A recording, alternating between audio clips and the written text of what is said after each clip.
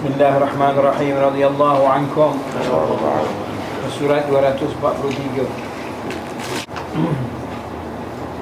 Dan di antara tanda-tanda ulama akhirat itu ialah kesungguhannya mencari ilmu yang berguna tentang akhirat, yang menggembirakan pada taat,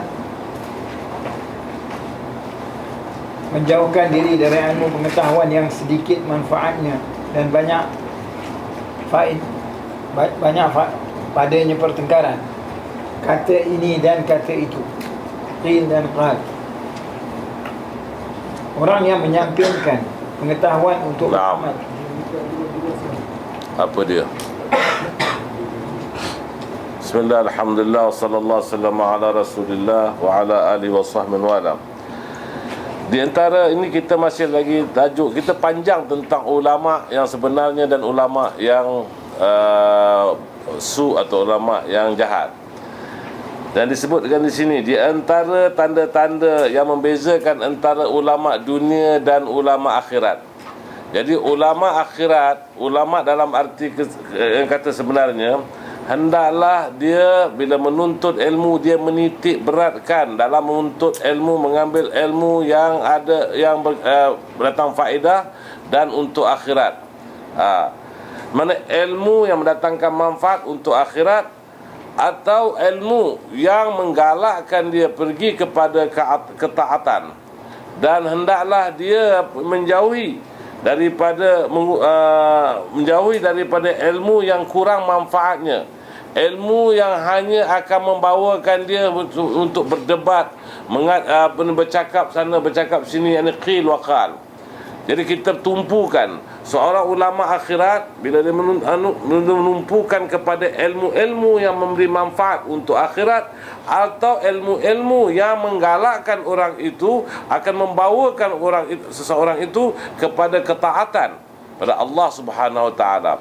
Dan hendaklah dia menjauhkan diri daripada ilmu-ilmu yang kurang manfaatnya, tetapi banyak perdebatannya, banyak perkelahiannya, banyak perbahasannya yang tidak mendatangkan manfaat, hanya sedikit sahaja.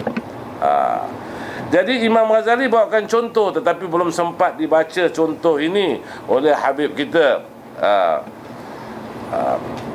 Jadi katanya tentang orang yang dia bawakan contoh, dia umpamakan dengan satu orang yang mempunyai orang yang sakit, dan dia itu mempunyai sakit yang banyak penyakitnya.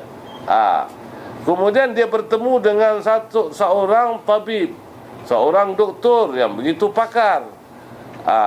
Tapi instead dia pergi, dan masa dia berjumpa tabib itu pun dengan masa yang singkat, kerana tabib ini pun, doktor ini pun ada mungkin mau belayar, mungkin tidak, maknanya masa yang singkat dia dapat bertemu dengan doktor ni.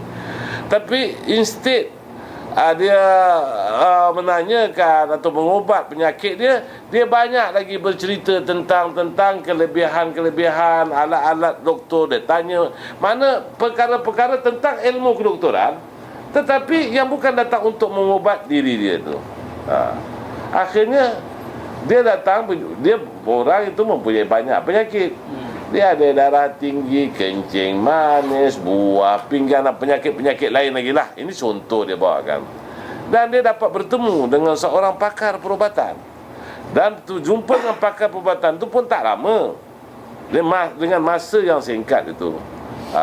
Kemudian dia bila berjumpa dengan pakar perubatan, dia pergi berbincang dengan pakar perubatan ni tentang alat-alat perubatan, tentang kelebihan perubatan, tentang bagaimana ni soal penyakit-penyakit yang datang. Bukan dia nak pergi tanya tentang penyakit dia, nak untuk minta dia ubat. Itulah umpama dengan orang-orang yang ulama yang belajar dengan ilmu-ilmu yang kurang manfaat, tapi banyak menceceh, banyak mencerita qil wal qal. Jelas itu saya ni dia bawakan jangan kau tak jelas pun bilang jelas, kerana takut Habib marah. Habib tak pernah marah, Habib hanya nasihat. Kalau Habib bersuara kuat pun itu bukan tanda marah, sebab supaya orang yang mendengar itu dapat dengar dengan jelas. Faham? Ada apa pertanyaan? Boleh bagi contoh-contoh ilmu tu? Ilmu yang lebih manfaat, ilmu yang kurang manfaat. Itu bagus juga. Ilmu yang kurang manfaat, ilmu yang banyak manfaat. Ilmu yang qil wal qal, maknanya ilmu-ilmu dunia.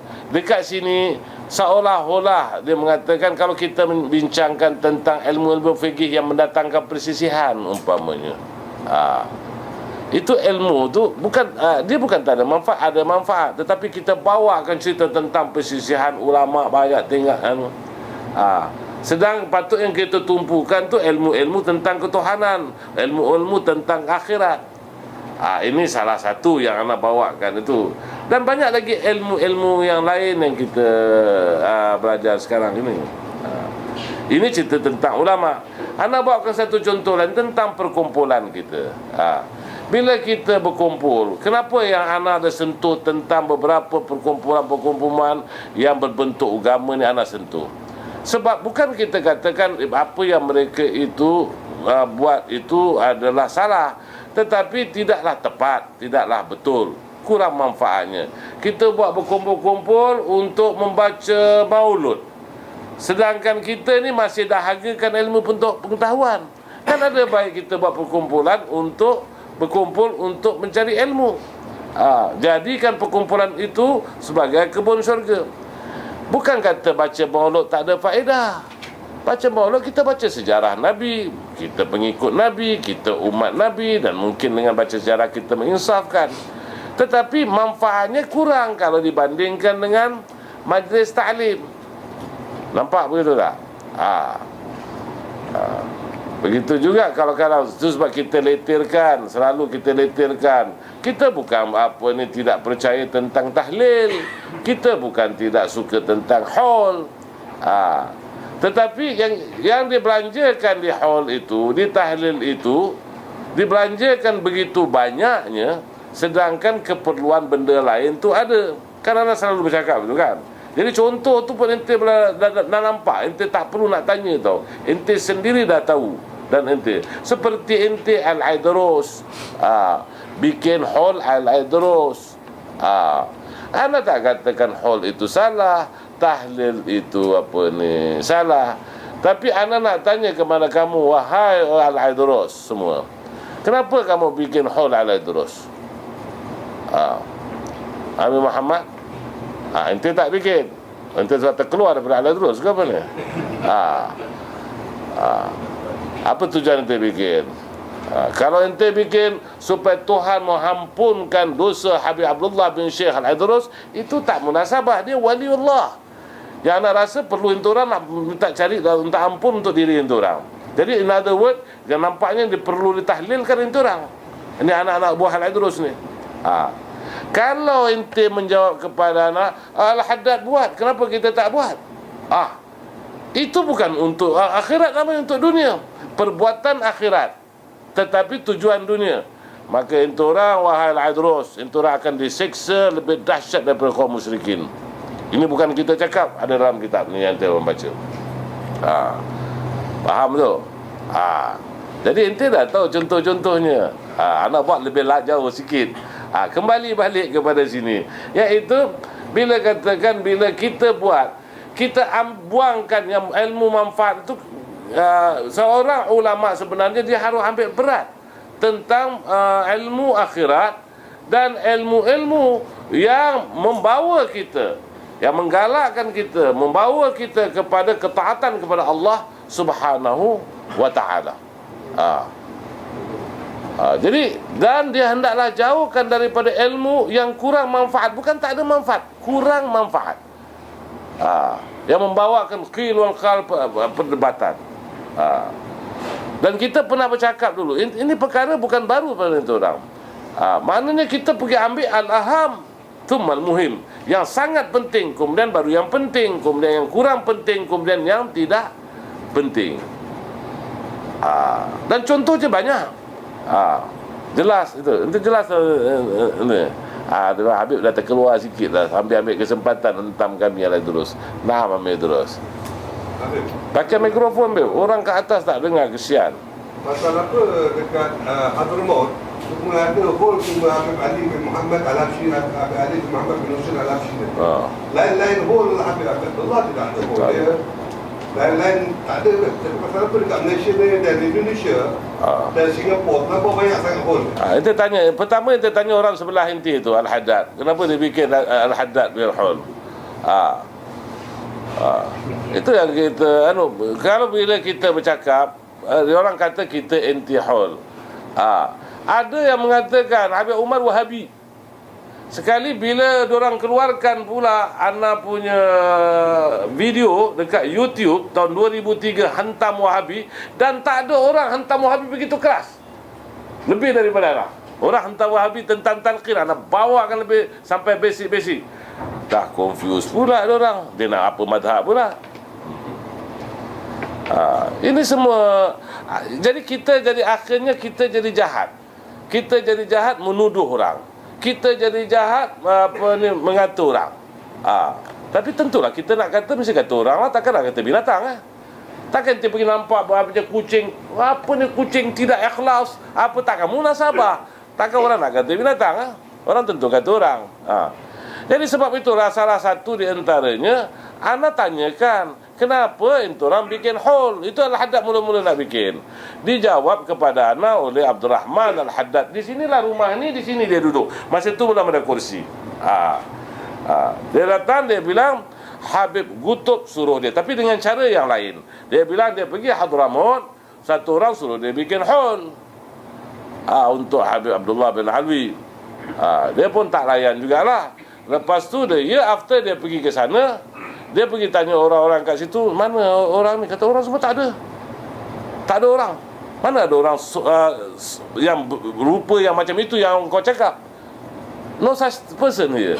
Jadi ada satu orang tu bilang, itu sebenarnya Habib Qutb datang. Yang sudah mati 200 tahun lebih, dia bercakap dengan Abdurrahman Al-Haddad, suruh bikin. Sebab itu dia bikin. Maka ana pun hadir pada hari pertama.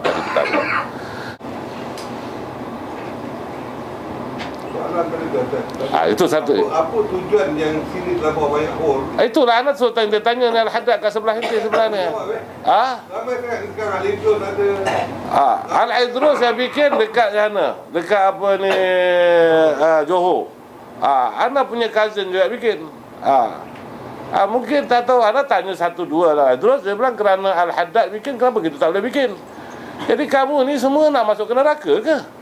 Dia bikin kerana Al-Haddad bikin. Maknanya untuk apa tu? Nak cari nama.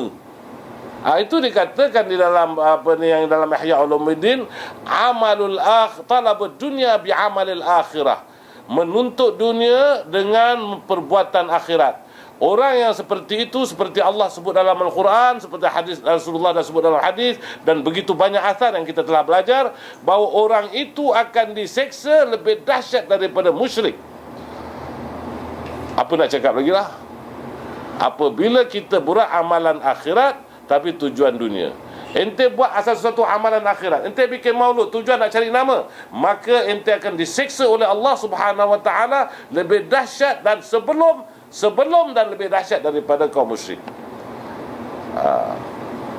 Ini yang kita dah baca dalam Ihya Ulumuddin dengan ayat Qurannya. Jadi kalau mereka buat untuk cari nama, maka mereka ini semua akan diseksa sebelum orang musyrik dan lebih dahsyat daripada musyrik. Maknanya itu dikatakan talabud dunya bi amalil akhirah. Kerana itu amalan akhirat. Zikir ni amalan akhirat. Yang kita tanya dia orang lah. Ana pernah nasihat lepas itu juga. Ana nasihat, kenapa kamu tidak ingat Rasulullah? Apakah datuk kamu ni boleh menolong kamu di akhirat? Yauma la yanfa'u malun wala banun. Hari yang tak ada gunanya harta dan anak-anak, yang boleh dapat syafaat daripada Rasulullah sallallahu alaihi wasallam. Tetapi kenapa kamu tak ingat Rasulullah? Bila Rasulullah kamu tak ingat, datuk kamu ingat. Dia masukkan maulud. Apa guna masukkan maulud? Bikinlah masa maulud Rasul, baru masukkan hol. Bukan bikin hol masukkan maulud. Ingat Rasul. Hari jadi Rasul tak buat. Itu anak tanya sama diorang. Ada 11 alasan yang ana nasihat. Mereka ni semua murid-murid dan sebahagian bekas murid. Siapa kat Kuala Lumpur ni yang harap-harap ni tak belajar semana? Berlambat-lambat yang belajar. Bila dah tak ada lagi, atau dah kena marah dengan guru dia, atau kena halau dengan gurunya, atau dia dah keluar sendiri, maka dia mulalah nak tutup dia punya aib. Macam-macam dia kata kita. Tapi kita sampaikan, ini nama alayal bala. Ana cuma sampaikan. Kat Johor minggu depan pula lagi satu hol lagi. Atas pula. Jaafar pula. Kalau cakap lagi nak post hari ni hari ni Jaafar. Besok apa nak cakap macam mana? Satu penyakit. Dia baca hol tu untuk apa? Oh, kerana dia wali. Kalau dia wali, dia orang yang sudah masuk syurga.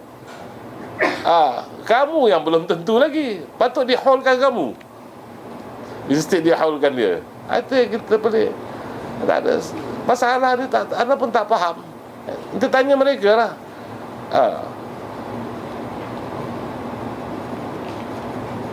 Dan orang-orang seperti anda tak mungkin nak jemput. Sebab kalau dia jemput mesti beri ucapan. Dan ucapan mesti belasah. Itu takkan jemput. Orang ada tujuan lain-lain. Kalau betul mereka bertujuan untuk akhirat, mari kita discuss. Mari kita buat besar-besaran. Kalau kita boleh berkorban berjuta-juta untuk benda-benda lain, kami berkorban untuk berjuta-juta dolar. Bukan juta ringgit, dolar Amerika. Kalau betul untuk akhirat, I will do that. Mari kita discuss sama-sama. Tapi kalau nak cari nama, nak cari populariti, atau kadang-kadang yang jahil nak act macam orang alim, nak dapat duduk sebelah ulama-ulama, orang besar-besar ke apa, itu tak ada guna discuss lah.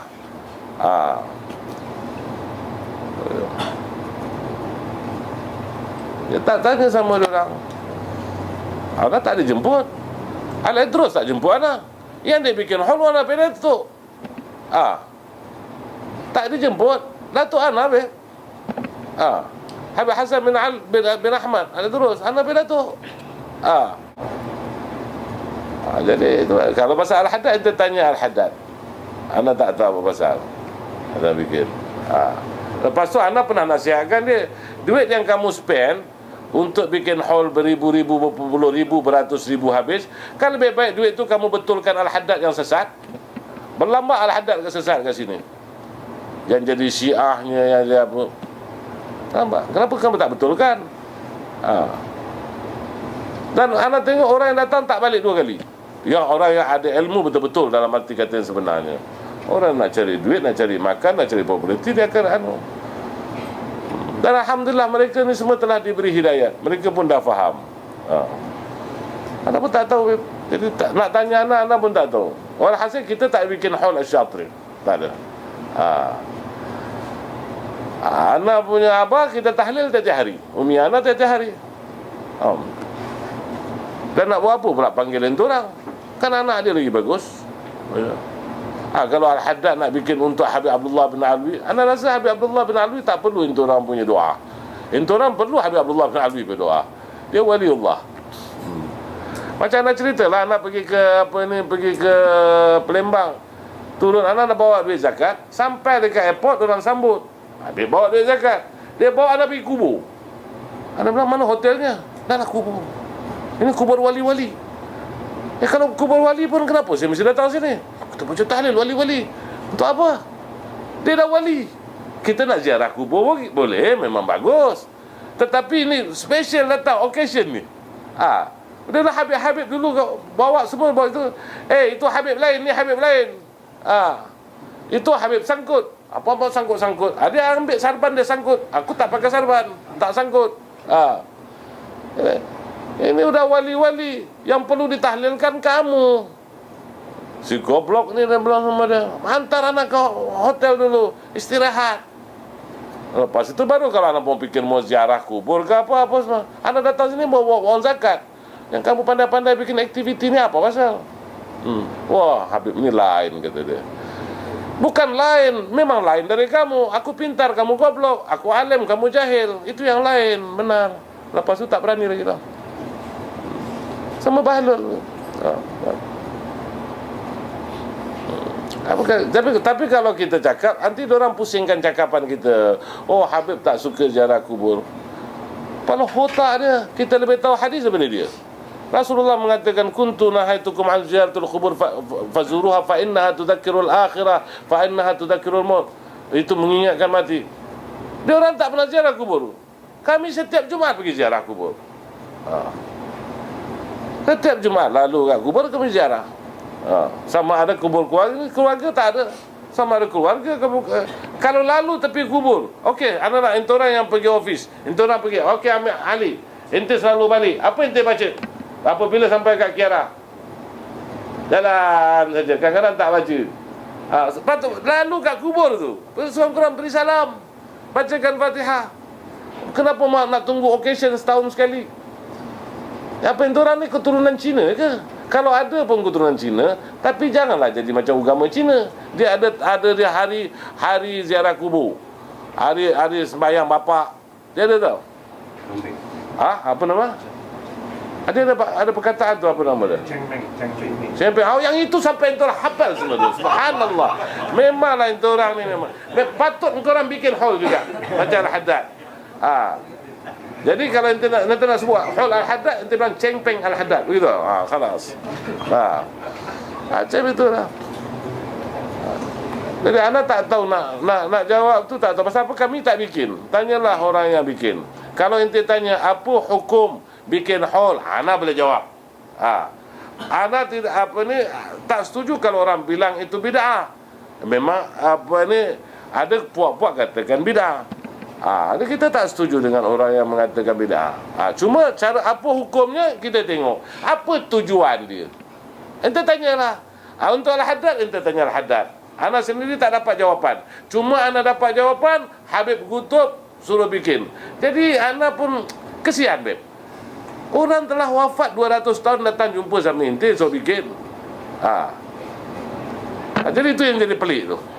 Bercakap tu kan. Dari sini dah nampak merapi. Jadi kita nak tahu apa pasal buat. Ini Abdul Rahman bin Zain pernah nak mengingatkan abah dia dah cukup setahun. Tak salah.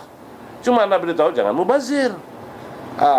Ente kalau nak belanja banyak, masa abah ente hidup, belikan dia kereta cantik-cantik. Ente tak belikan kereta untuk abah ente. Cuma abah ente belum naik lori je.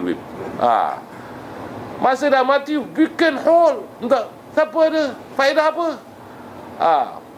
Itu yang nak cakap kat rumah Amir Idrus Albar. Pasal Amir Ali punya hall. Bukan anak marah bikin hall. Untuk apa bikin? Kalau kau bilang dia wali, dia sudah hampir dengan Allah. Telah diampunkan oleh Allah. Kalau kau bilang dia wali. Kalau bukan wali ke atau wali, kau nak bikin untuk apa? Masa Amir Ali hidup, rumah dia bocor, orang tak peduli. Anak pernah pergi bertanya saya ni. Dia punya sister terbaring kat tepi situ. Rumah Amir Ali tak ada kapit macam kapit Rana Habib. Rumah pula sewa lagi. Nak naik ngabuk dengan apa? Subhanallah. Itu yang anda beletirkan. Yang sekarang kau pun nak spend banyak untuk apa? Itu yang nasihat anda beritahu sama Abdul Rahman. Jangan mubazir. Kalau kau nak makan, makanlah. Tapi nak pakai beri makan orang tak apa. Itu betul dalam apa ni, dalam hadis, di antara perkara yang dapat pahala besar, yut'amut ta'am. Afsus salam wa yut'amut ta'am. Sebarkan salam dan beri makan. Macam tu orang beri makan hari ini. Ada satu pahala yang besar. Tapi jadi question mark lah. Kita heran kenapa nak buat begini. Jangan nasihat. Abdul Rahman bin Zaid akhirnya dia pun tak panggil anak Habib. Sebab dia takut nanti kalau cek ada makanan ke apa ke. Dia takut. Dia tak jemput anak Habib. Padahal Masya Allah abah dia tu. Abah dia cukup sayang sama anak. Cukup sayang abah dia. Walaupun di akhir sampai abah anak meninggal pun abah ente yang memandikan. Wasiat min walidi. Wasiat daripada abah anak. Kalau orang tu nak bikin wasiat, tentu dia pandang abah ente ni satu orang yang terhormat. Kau tidak takkan nak suruh pegang jasad dia. Anak-anak cucu dia ada. Anak dia bukan tak tahu. Anak bukan tak tahu. Abang anak bukan tak tahu nak mandi mayat. Kami semua sekolah agama. Kami sampai Universiti Islam. Tapi kenapa dia wasiat Zain bin Husain? Mana satu kelebihan yang ada pada abah ente yang orang tak tahu. Jadi ente nak ingat abah ente, memang patut kita ingat. Kita doa, ingat dalam doa Rabbi ghfirli wa li, bukan setahun sekali, setiap kali. Macam tadi kita baca doa ba'da salah, ba'da ba'da al-adhan. masukkan. Allahumma rabb hadhihi ad-da'wati at-tammah was-salati al-qa'imah ati sayyidina Muhammadan asy-syarafa wa darajatul 'aliyah ar-rafi'ah. Penghabisan tu tak boleh masukkan. Rabbighfirli wa liwalidayya, Rabbighfirli wa liwalidayya, warhamhuma kama rabbayani saghira. Jadi kita ingat itu. Tapi dia nak bikin di samping itu adat. Nampak ada adat sampai jangan orang tanya nanti tak lupa. Bagus. Dan ingat abah setiap hari, ingat umi setiap hari, setiap waktu kita ingat. Sekali setahun sekali ente kerana nak berkumpul, ketujuan ente nak kumpulkan keluarga, anak-anak, tak ada masalah. Dengan cara begitu tak ada masalah. Tapi ingat, biar kita jangan buat amalan akhirat untuk tujuan dunia. Bahawa ente akan diseksa sebelum orang musyrik, dan diseksa lebih dahsyat daripada orang musyrik. Dikatakan dalam bahasa Arab, amalul talabud dunya bi'amalil akhirah. Dan itulah kalau dia orang alim, dia katakan ulama su, ulama yang jahat. Dan Rasulullah bersabda, sebaik-baik orang baik iaitu ulama yang baik, dan sejahat-jahat orang jahat iaitu ulama yang jahat. Dan Rasulullah pernah bersabda bahawa inna asyaddan nasi adaban yaumal qiyamah alimun lam yanfa'hu Allah bi'ilmih. Sesungguhnya orang yang paling dahsyat siksaan hari kiamat iaitu satu orang alim yang Allah tak memberi manfaat akan ilmu dia. Ilmu dia untuk ini. Jadi jaga baik-baik. Kalau kita nak ingat abah bagus, ingat umi bagus, nak jamu orang bagus. Tapi kita kasih ingat satu, jaga baik-baik perbuatan akhirat, jangan buat tujuan dunia. Itulah yang anda beri. Tapi orang tak suka. Kalau siapa tak suka berarti dia buatlah tu. Anda bilang jangan bikin maulud, jangan bikin tahlil, jangan bikin apa-apa program agama tujuan dunia. Tujuan nak cari nama, tujuan nak cari harta, maka kamu akan salah ke kita nasihat. Anda bawakan daripada ajaran Rasulullah. Kalau ente tak suka berarti ente buatlah. Kalau salah kita bernasihat,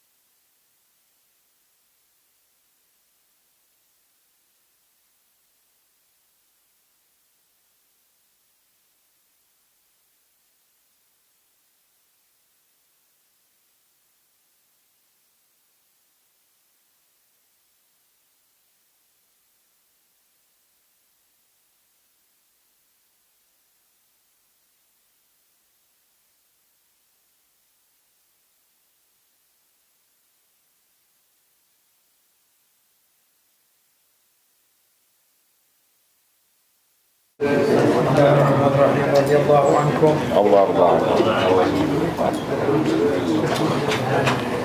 Surat 608, hadis 983.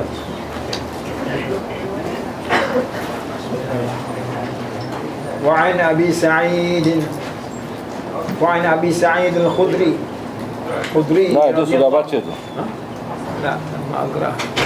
Oh, cuma kita dah syarahkan saja. Baca saja kemudian kita pindah-pindah. وعن أبي سعيد الخدري رضي الله عنه أن رجلا قال يا رسول الله إن لي جارية وأنا أعزل عنها وأنا أكره أن تحمل وأنا أريد ما يريد الرجال وإن اليهود تحدث أن العزل الموؤودة الصغرى. قال كذبت اليهود لو أراد الله أن يخلقه ما استطعت أن تصرفه. رواه أحمد وأبو داود. ما استطعت أن تصرفه. رواه أحمد وأبو داود واللفظ له والنسائي والطحاوي ورجاله ثقات. Dari Abu Sa'id Al-Khudri radhiyallahu anhu bahwasanya seorang lelaki telah berkata, ya Rasulullah, sesungguhnya aku mempunyai seorang jariah dan aku melakukan azal Jariah makna hamba dari jariah itu, kerana aku tidak senang ia mengandung. Aku ingin yang diinginkan oleh beberapa lelaki. Dan orang Yahudi bercerita bahawa azal adalah pembunuhan kecil. Rasulullah SAW bersabda, orang Yahudi berdusta. Seandainya Allah menghendaki menciptakannya, kamu tidak kuasa memalingkannya. Hadis riwayat Ahmad dan Abu Daud. Lafaz hadis bagi Abu Daud. Hadis ini diriwayatkan juga oleh Nasa'i dan Tahawi. Para perawinya dapat dipercaya. Keterangan hadis ini menunjukkan bahawa azal itu boleh. Hadis ini bertentangan dengan hadis sebelumnya, di mana Rasulullah menyebutkan dalam hadis sebelumnya bahawa azal adalah membunuh anaknya samar-samar. Sedangkan pada hadis berikutnya beliau mendustakan orang Yahudi yang mengatakan bahawa azal adalah membunuh anaknya secara kecil.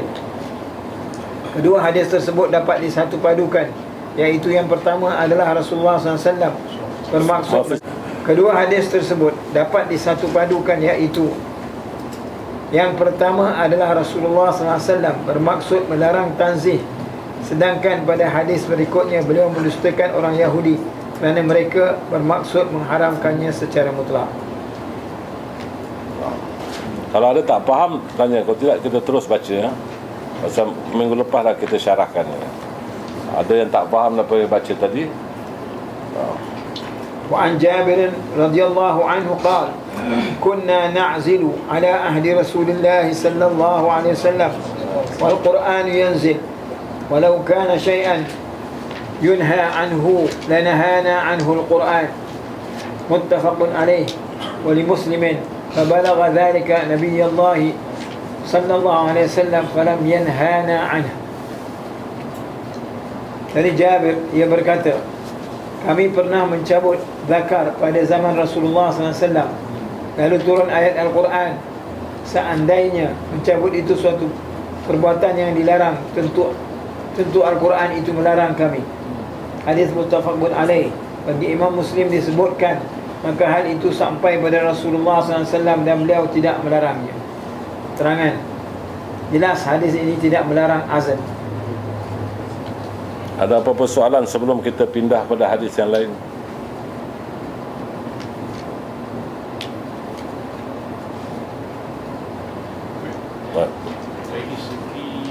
Pakai mikrofon Muhammad.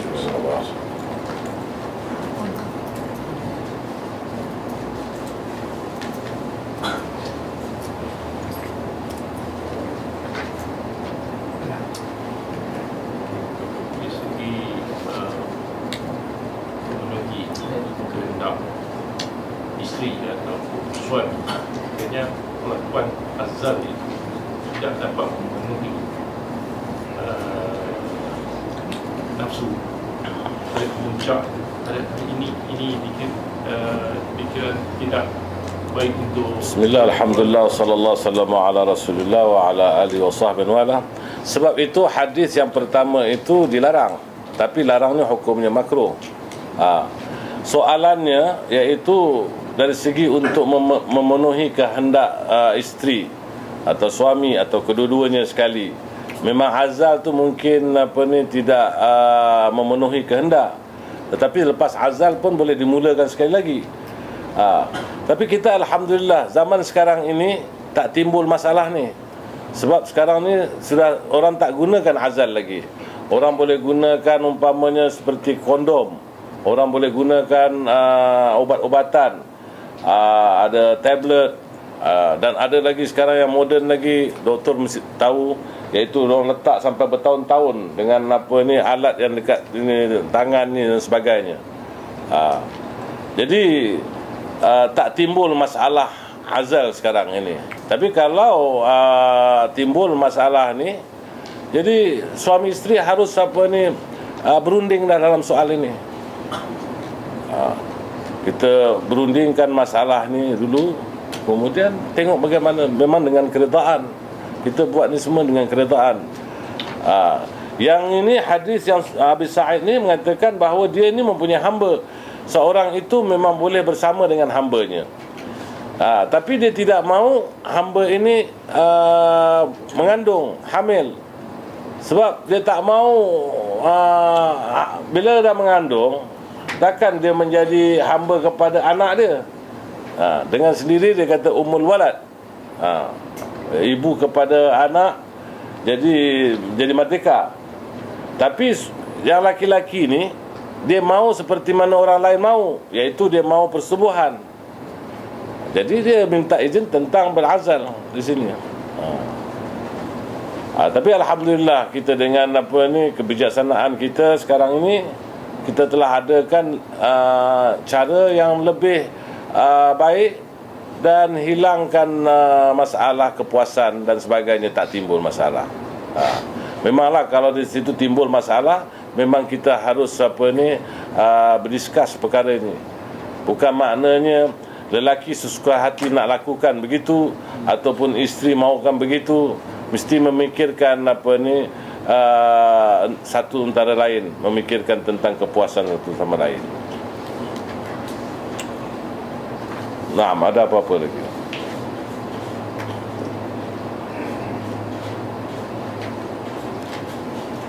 Fadhal ya Habib, semua sudah tahu. Semua orang tak ada azan ni sebab.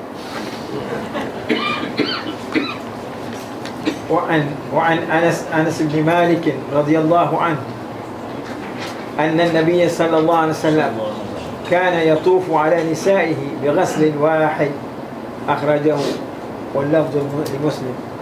Dari Anas bin Malik radhiyallahu anhu bahwasanya Nabi sallallahu alaihi wasallam menggilir beberapa isteri beliau dengan satu kali mandi. Hadis riwayat Bukhari dan Muslim, lafaz hadis bagi Imam Muslim. Keterangan hadis ini memberi pengertian bahawa menggilir isteri itu tidak wajib bagi Rasulullah. 2. Mempergauli isteri beberapa kali cukup dengan sekali mandi. 3. Kekuatan Rasulullah memberikan nafkah batin terhadap isterinya sangat sempurna. Itu dia. Ada apa-apa pertanyaan atau yang tak faham? Cuma ini adalah hak ini Rasulullah. Al-Qassam ini itu perlu. Maknanya kita giliran. Kalau orang kahwin lebih dari satu, giliran itu perkara yang diwajibkan dalam hukum-hukum syarak. Kalau dia 2 isteri, 4 hari untuk isteri tua, 3 hari untuk isteri muda. Kalau sekiranya dia keluar dengan isteri muda pergi memancing umpamanya dan mengambil masa ini isteri tua, maka dia wajib qada atau dia perlu belayar umpamanya. Jadi wajib qada itu pembahagian. Adapun Rasulullah tak terlibat dalam soal ini. Namun begitu Rasulullah pun walaupun tidak ada qasam, tapi Rasulullah mengelilingi isteri dia dalam satu hari 9 isteri. Kerana Rasulullah mempunyai kekuatan kelakian yang agak luar biasa yang dikurniakan oleh Allah Subhanahu wa taala.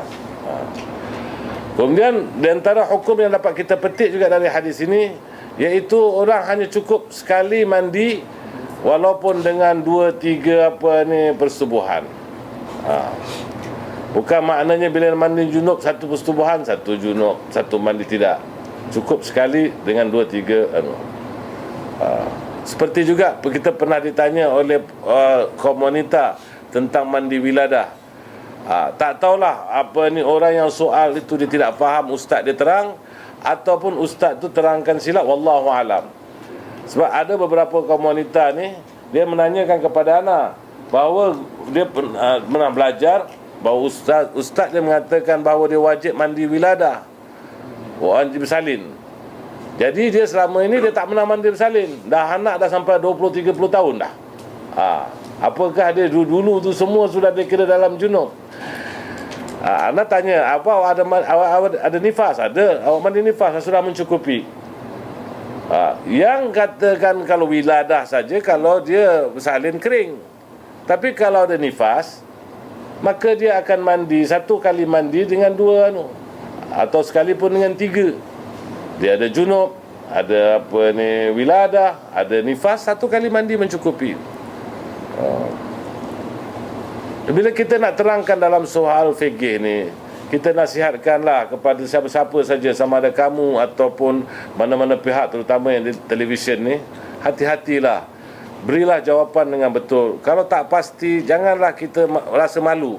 Imam Malik radhiyallahu anhu apabila ditanya 30 soalan, dia jawab 3. Yang lain dia bilang la adri. Kita bila dah masuk radio, dah masuk TV, walaupun kita tak tahu, kita akan jawab dengan jawapan yang tak betul. Bila minta dalil, tak jumpa pula. Macam seperti itulah, seperti Ana ditanya semalam. Ada dia bilang, ada orang mengatakan kalau wanita itu, lelaki dan wanita itu berzina, dapat anak, belum, masa dia mengandung dia kahwin. Kalau dia kahwin tu masih lagi 2 bulan, 3 bulan lagi, bayi yang dikandung tu, maka boleh dibinkan. Tu kita balik. Jadi bila kita minta dalil, tak ada dalil. Cuma dia bilang tu nak menjaga penghormatan dia. Dia sendiri yang merosakkan penghormatan dia. Kenapa dia berzina? La yazni zani wa huwa mu'min, Rasulullah bersabda. Seorang yang berzina tu, dia tak berzina kalau dalam keadaan dia beriman. Dia nak menjaga penghormatan, nak jaga nama baik anak, tapi dia sendiri yang merosakkan. Siapa yang nak jaga nama baik? Engkau yang destroy nama baik. Jadi tu anak tetap luar nikah. Kalau ada mana-mana pihak yang nak keluarkan fatwa, bawalah dalil dengan jelas-jelasnya.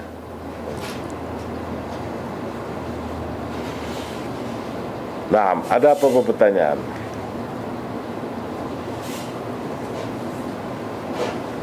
Naam, doktor. Pakai mikrofon lah, atas tak dengar tau. Pasangan tu berzina, dia 2-3 hari sebelum kahwin, sebelum nikah. Jadi dia tak pasti dah sama ada. Lepas tu tak ada terung kan tempat kahwin pun dia campur juga. Jadi mana jadi syubhat. Tak ada, kalau dia tidak pastikan, bahawa kita tak boleh katakan bahawa itu anak luar nikah. Dia mesti, benda ni mesti pasti. Dalam Islam tak boleh kita syak. Da' ma yuribuka ila ma la yuribuk, Rasulullah bersabda. Tinggalkan apa yang meragui engkau dan ambil yang tidak meragui engkau. Kita tidak boleh ada ragu-ragu, agak-agak, atau orang Kedah bilang kot-kot, tak ada. Mesti kita pastikan sesuatu tu, mesti kita pastikan.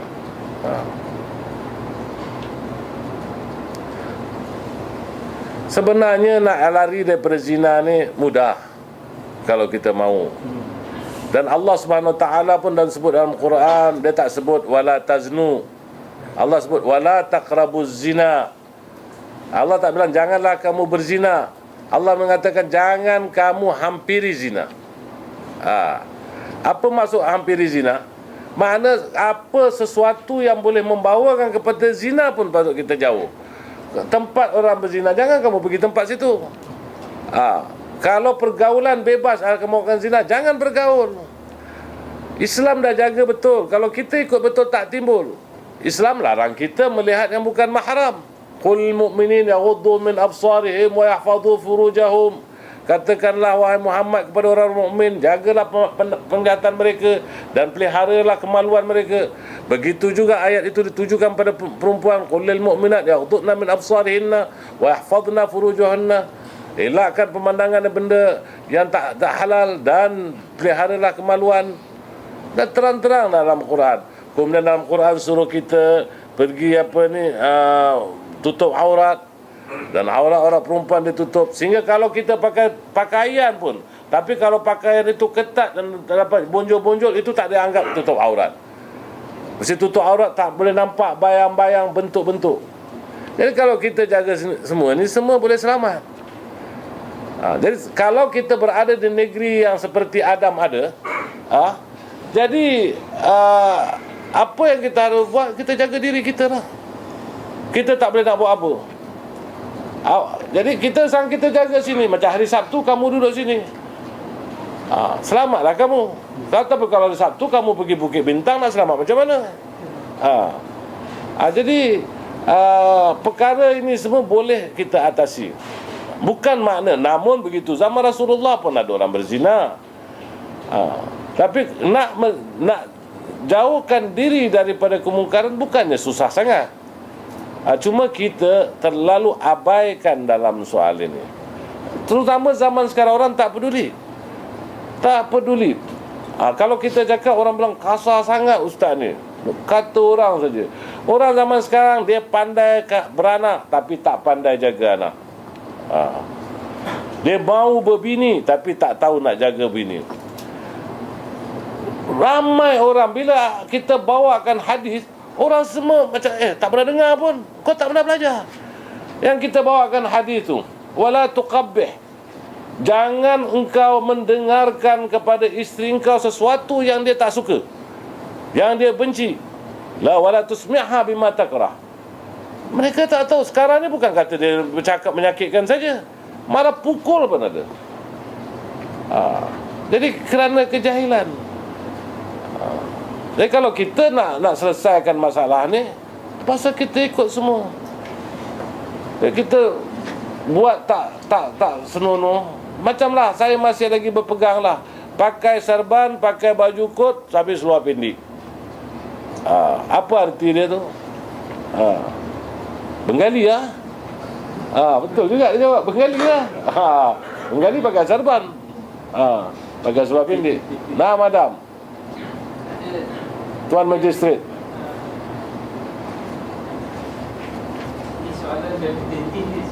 Apa detektif tu?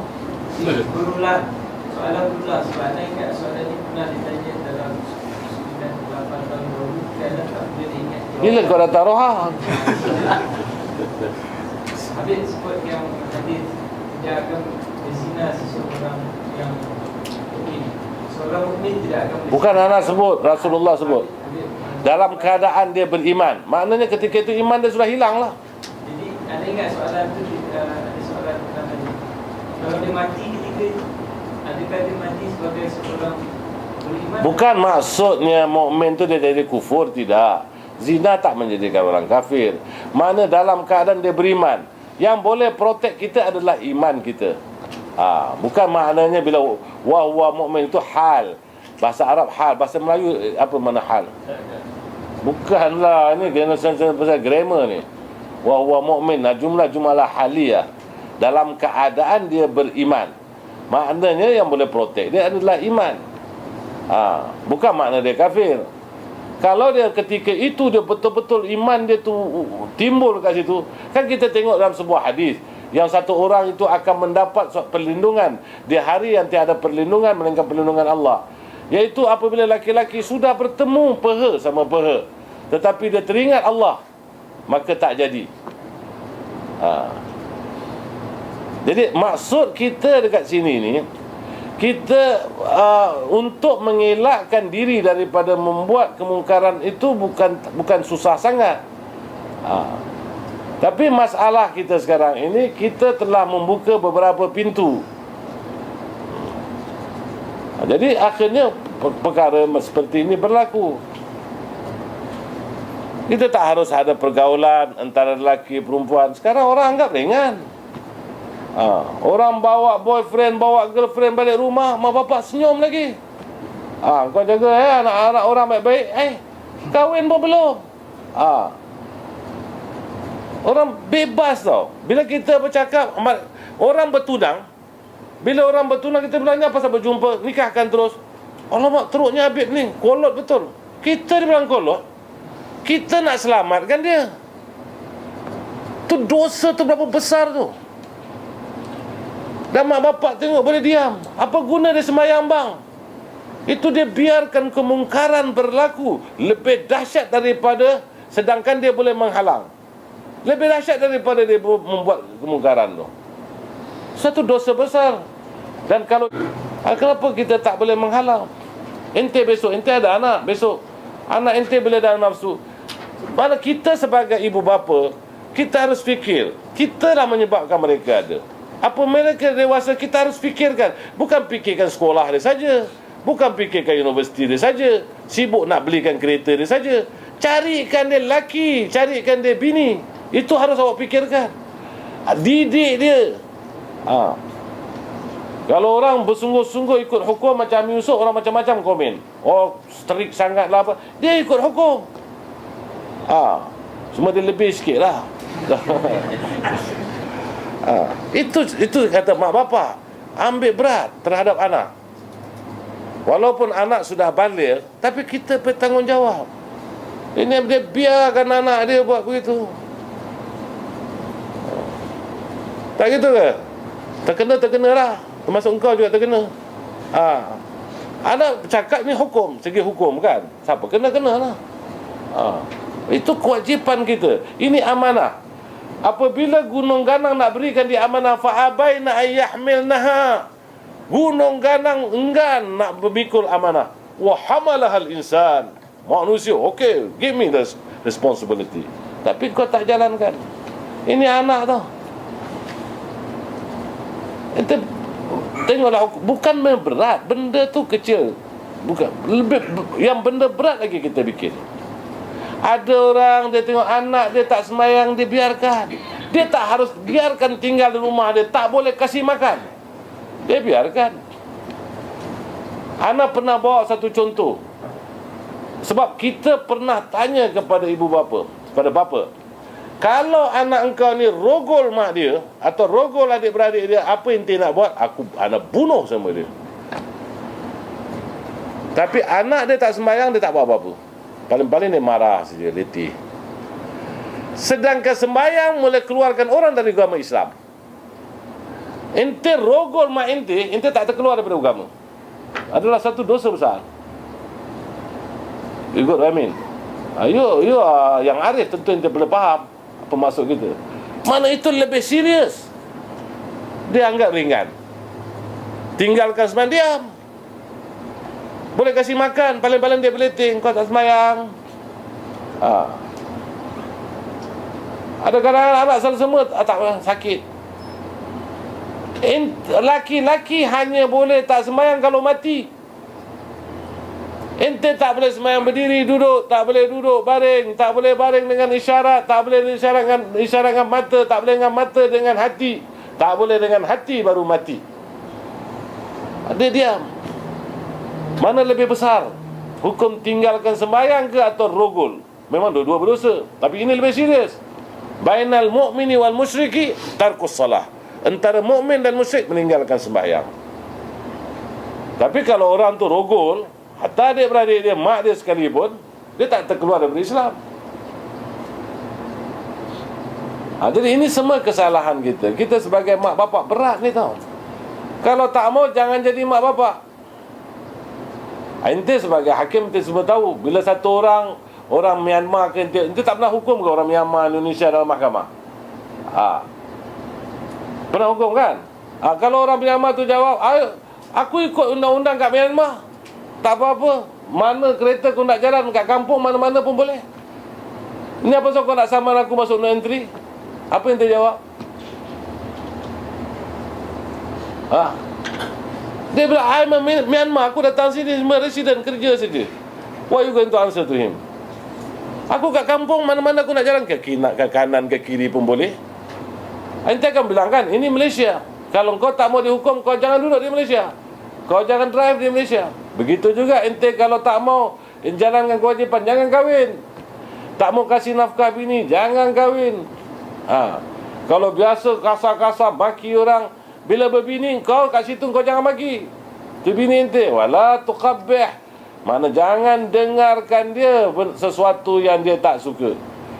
Ini boleh maki, boleh pukul lagi. Kalau tidak, jangan kahwin kalau tak sanggup buat.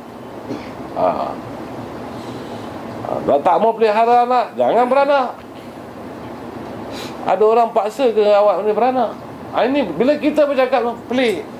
Anda pernah bercakap bahawa tanggungjawab itu masak bukan tanggungjawab isteri. Di antara orang yang menentang kan, ini si tidur ni. Kata dia. Anda masih ingat lagi dekat Rubat sana. Dan Islam bukan begitu. Yang orang kita pula lain, perempuan pula lain. Yang mana yang wajib atas dia, dia tak peduli. Yang mana tak wajib, dia peduli. Yang wajib tunjukkan hiasan pada suami, dia tak tunjuk hiasan pada suami. Pada apik, pada shopping center. Kalau nak pergi rumah orang kahwin, subhanallah punya wangi. Imbi Gucci keluar, Gucci keluar. Yang laki-laki pun macam-macam dia pakai minyak wangi. Dia tak pakai atar. Yang dia pakai minyak atar pening kan bila taruhah saja. Kasih memeningkan Habib. Minyak serai lambat-lambat pakai. Itu semua tak kena kan. Dia harus tunjuk hiasan pada suami, bukan pada apik kepada kat shopping center atau majlis orang kahwin. Begitu juga sang suami. Kalau jumpa ramai-ramai kat luar cakap lembut bukan main. Mula dia pergi miang kelaji dah datang. Kalau dengan bini, subhanallah. Hoi, mula-mula dia daling bukan main macam tak gitu dah. Mula-mula ente nak tackle bukan main. Ente bukakan pintu, tapi sampai sekarang lah kau bukakan pintu. Nampak-nampaknya lah. Bukti tu dah ada. Pasal kau punting kelas. Bila nak tahu mana punting, hantar bini kat production. Biarlah dia pergi sendiri, aku dah kelas. Di situ kita nampak. Jadi sepatutnya keadaan semua kita tak ikut hukum. Bila tak ikut hukum, macam mana nak selesai? Dan timbullah masalah. Masalah kita tak cakap pasal masalah tadi, nak pergi TM, pergilah ambil ini cordless phone free. Lepas tu dia cakap, ini pakcik, ini dia punya apa ni, warranty 1 tahun. Tapi tak apa, kalau pakcik fikir kalau ada masalah, pakcik datanglah sini. Anda bilang yang nak datang tu masalah, bukan nak hantar ni. Pasal nak parking susah, nak berhenti susah.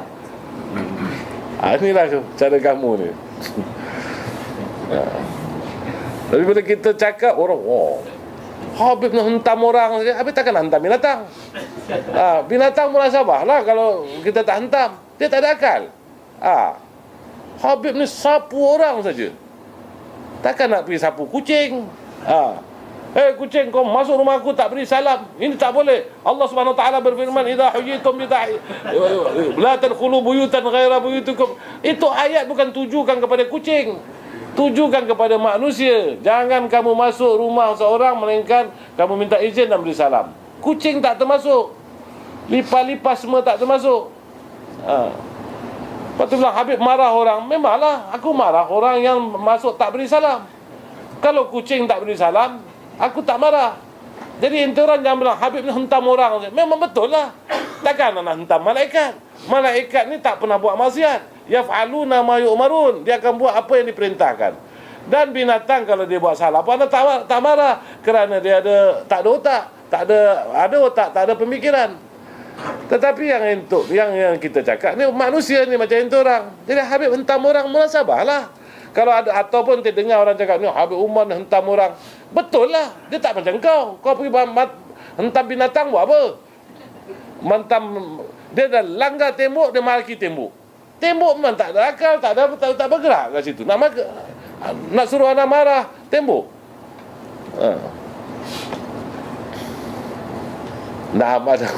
Ada apa soalan? Dah lebih suku jam, Beb. Tapi tak apa, kita Syah bukan nak tanya, dia nak betulkan jam dia tu, Beb.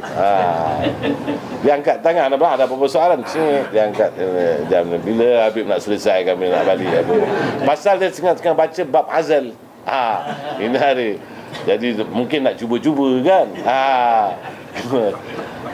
Kalau isteri tak setuju, bilang sama dia. Dalam hadis ini, kunna na'zil wal Qur'anu yanzil. Kami dulu ada bikin azal dan Quran pun turun.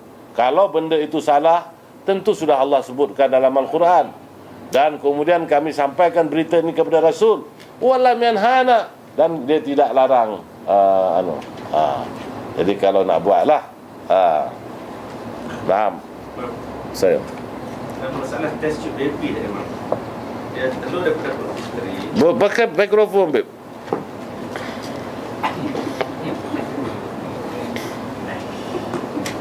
Benih daripada suami dan isteri, tapi dia kembalikan kepada rahim yang bukan rahim isteri. Apa pasal? Isteri ada penyakit, tak boleh masuk. Bila tak dapat anak, apa boleh buat? Benda tidak terjadi, lepas tu Yalah, betul benda terjadi, tapi benda tu salah. Khalas. dan kalau lahir anak perempuan, adakah wali itu kepada bapa lagi? Yalah, tu benih-benih dia. Itu minta fatwa mufti. Benda, sebab apabila benda dah sudah bercelaru, saat Itu awak tanya fatwa. Iaitu soalan dia benih dari suami, telur dari peristeri, dia masukkan dalam rahim perempuan yang lain untuk dikandungkan. Apabila dia keluar anak, dibinkan pada suami atau tidak? Kemudian anak itu apakah anak perempuan ni atau tidak? Sebenarnya bukan daripada telur dia. Dan benda ini dah berlaku. Dan inilah kembali kepada soalan Adam tadi. Iaitu perkara tu daripada mula dah tak betul. We should stop from beginning. Dan kalau benda ni dah berlaku dalam negeri yang tak tentu hara bercelaru, maka mintalah fatwa mufti. Banyak benda-benda tak bercelaru. Bukan kita tak mau jawab, bukan kita tak mau. Jadi mufti yang layak untuk memberi jawapan ini. Jadi kita kalau nak bercakap ni, kalau ana senang saja, jangan buat begitu from beginning. Nak cara Habib-Habib pun, cara Habib-Habib lagi lain. Kalau awak tanya Habib-Habib dulu, guru-guru kami, kita kalau nanti di atas bulan, macam mana kita nak sembahyang? Pasal kita nampak kiblat tu ke atas tau. Nanti kau dah sampai bulan, kau beritahu. Tu kau jawab nanti. Itu cara Habib-Habib dulu begitu. Apa dia? Betul. Apa betul, Pak? Itu tak betul. Yang betulnya dalam fikih dah diterangkan. Dalam fikih dah diterangkan bahawa kalau ente berada di lain pada dunia ni, ana cuma cakap mana cara jawab, macam-macam cara jawab ada. Ana bila ente orang soal depan mata ana ni macam ada 10 11 macam mana satu nak kasih tau. Yang ini ke, yang ini ke, yang ini ke. Macam awak ni saya layan je sikit. Macam Adam ni saya tak layan. Dah berapa lama dia tak datang. Jadi kita tak berapa layan sangat, kita pusingkan situ. Ingatkan dia judge, dia pandai. Dia judge hanya lain, kita lagi pandai belajar ilmu bercakap. Itu tak betul jawapan tu. Nak jawapan di dalam fikih dah ada. Dalam fikih dah terangkan kalau kita berada bukan di bumi ini. Dalam kitab fikih, walaupun tak berlaku zaman dulu, maka bagaimana? Maka jumhurul ulama, majoriti ulama mengatakan bahawa menghadap ke mana saja. Apa dalil mereka? Dalam Al-Quran, dalam surah Al-Baqarah mengatakan fa aina ma tuwallu fa thamma wajhullah. Kemana kamu menghadap, di sanalah wajah Allah. Khalas. Itu alasan mereka. Ana cuma cerita cara nak jawab. Sebab tu bila kadang-kadang orang tanya, kau nak jawab pendek ke panjang? Ada mari orang tanya sama mana kita nak belajar ilmu tauhid. Ana bilang ilmu tauhid yang pendek ke panjang? Apa macam ni tak pernah dengar ustaz. Kalau nak panjang pendek senang saja. Baca qul huwallahu ahad, Allahu samad, lam yalid wa lam yulad wa lam yakul lahu kufuwan ahad. Itulah tauhid. Nak panjang nanti kita pergi takwil ini semua. Naam Faisal. Dah Habsyi lagi tanya tu. Naam. Malaysia punya astronot yang pergi atas. Jadi siapa yang bagi dia? Mana Malaysia ada astronot? Tu Syekh Mustafa tu. Penumpang lah, passenger penumpang. Naikkan betul. Itu apa ini? Tumpang saja. Astronot ni apa makna dia? Jo, awak tahu passenger ni. Apa makna astronot ni?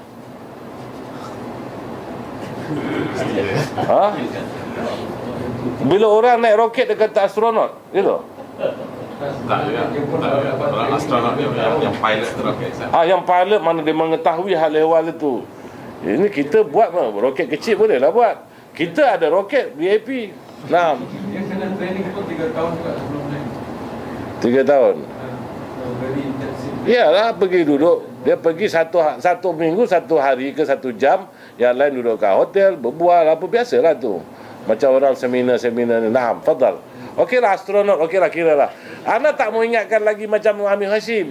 Allah rahmat Amir Hashim, dia buat soalan. Sebab itu akhirnya Allah rahmat orang gelar, si bakal Yahudi tu gelar sama dia Hashim Roket.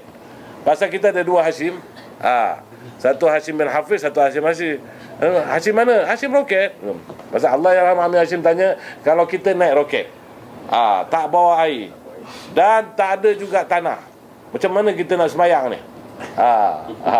Roket mana yang tak ada air apa semua. Ni kita Malaysia punya lah yang tak ada lah. Jadi mungkin boleh jadi. Yang tanya pun TP Cousin juga. Naam, fadal. dapatkan interview dekat satu khabar online yang dia dapat daripada ulama Madinah berkenaan dengan Kuat sikit lah cakap. Apa yang kau slow sangat? salat dia. Pun dia nyata dia ikut pada tempat yang dia launching dia roket Waktu dia. dekat Uzbekistan. Jadi dia ikut waktu salat tempat yang di launch roket. Itu dia. Kalau ente nak tengok, di sana ada dalam kitab-kitab fikih begitu jelas. Yang lebih jelas lagi kitab daripada fatwa Mahmud Shaltut masa, tapi kita tak mau pakai sangat Mahmud Shaltut pasal dia sokong sosialis. Dan kitab-kitab fikih sebenarnya ulama ada berselisih pandangan. Umpama kat dalam dunia saja. Kalau kita ada dalam dunia dalam satu kawasan yang siang dia 6 bulan dan malamnya 6 bulan. Ente nak semayang tak jadi susah juga, tak berapa susah. Tapi kalau puasa satu hari 6 bulan, tak akan mampu ente. Jadi bagaimana ente nak lakukan? Ada 3 pandangan dekat situ. Satu yang mengatakan bahawa ente ikut Mekah.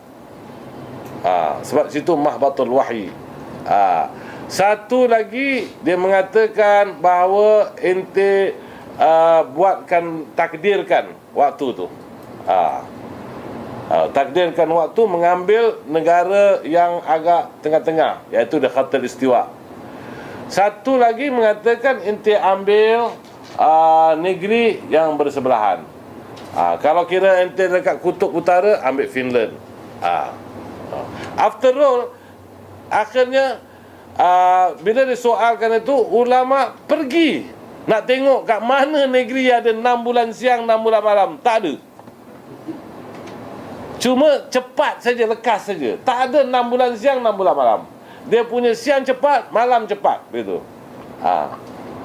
Jadi soalan orang soal tu, orang bilang kat kutub utara tak ada. Pergi ke sana tak ada. Rupanya di malam siang. Jadi setelah dia begitu juga apabila kita berada di luar daripada dunia. Dulu diorang tak membincangkan kena roket. Diorang tak terfikir pasal roket. Sekiranya kita ditarik satu makhluk yang lain. Tapi kira roket lah. Dulu pakai jin ke pakai apa, sekarang pakai roket. Mana ente keluar? Di sana pun dia disisihkan oleh ulama. Kalau kita tahu di mana ada yang mengatakan apabila ente berada di bulan umpamanya, ente akan lihat ini dunia seperti bulan dan matahari begitu juga. Jadi ente dapat waktu, ente tahu. Itu diceritakan soal waktu. Waktu tak jadi masalah lah. Bagaimana nak semayang? Dalam Al-Quran disebutkan situ. Bila kamu nak sembahyang, fawallu wujuhakum syatral masjidil haram. Wa haitsu ma kuntum fawallu wujuhakum syatrah. Hendaklah apabila kamu di Mekah ke apa, kamu menghadap ke Masjidil Haram. Dan di mana kamu berada pun kamu menghadap ke Masjidil Haram. Kemudian di ayat selepasnya ada terangkan juga. Tak dapat juga fa aina ma tuwallu fa thamma wajhullah. Dan ke mana kamu menghadap, di sanalah wajah Allah. Ente buka suratul Baqarah juzuk kedua. Saya qulu sufaha menandakan qad nara taqalluba wajhika fis sama falanwallika illannaka qiblatan tardaha fawalli wajhaka syatral masjidil haram wa haitsu ma kuntum fawallu wujuhakum syatrah. Kami telah lihat engkau punya muka asyik dongak-dongak ke langit saja, wahai Muhammad. Nabi Muhammad ni dia tak mau menghadap ke Baitul Maqdis. Dulu kiblat orang Islam Baitul Maqdis. Sebab orang-orang Yahudi ejek-ejek. Apa dia buat agama, dia menghadap kiblat sama dengan kita. Dia tiru-tiru kita. Nabi Muhammad tak happy. Apabila Nabi Muhammad di Madinah, baru dia baru Allah suruh dia mengubahkan. Mengubahkan. Itu pun ulama bersisir pada waktu apa. Ada katakan pada waktu sembahyang zuhur, ada mengatakan pada suatu sembahyang asar. Dan Nabi Muhammad di mana ketika itu? Di Masjid Quba. Itu masjid kiblatin orang lain. Yang ada sekarang tu Masjid Quba jalan pergi ke tempat Uhud, itu orang lain sembahyang. Nabi di Masjid Quba. Dan mereka dapat berita, mereka pun ubahkan. Itu dia berkata masjid dua kiblat. Jadi sekarang tapi dia buang, semua Saudi sudah buang. Ini bagusnya Wahabi, dia buang tu kiblat. Pasal dulu jamaah bila datang dia sembahyang dua kiblat, 2 rakaat kat sini, 2 rakaat kat situ.